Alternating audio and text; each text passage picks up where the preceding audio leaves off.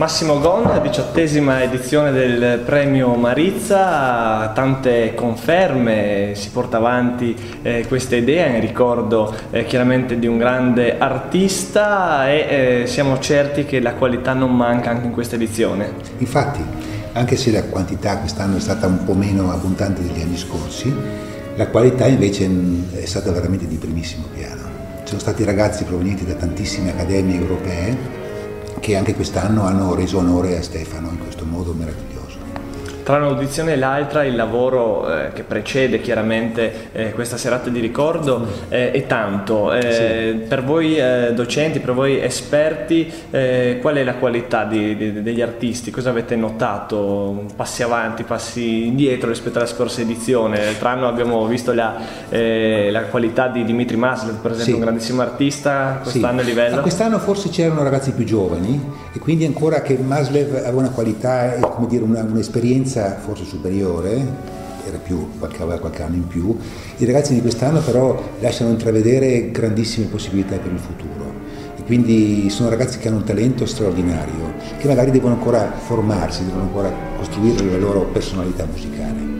Ecco, gli artisti da questo punto di vista che vedremo nella serata di questa sera, in cosa l'hanno colpito in modo particolare? A me ha colpito molto il primo premio di questo ragazzo molto giovane, rumeno di origine, per la sua capacità, intanto un suono meraviglioso e anche un fraseggio veramente già da grande artista.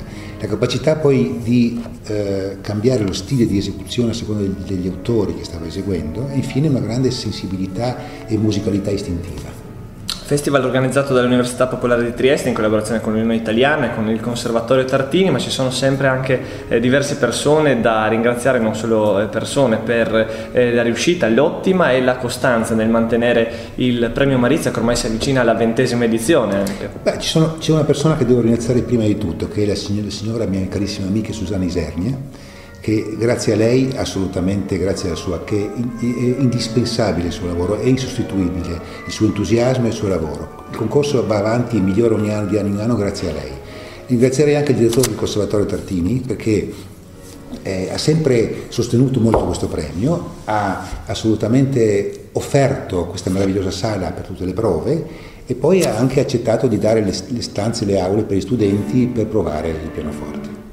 E poi ci sono molte altre persone, i genitori di Stefano naturalmente, quest'anno non ci sono, che gli auguro di star bene il prima possibile, ma che con la loro presenza, con il loro aiuto ci hanno sempre confortati durante le prove del concorso.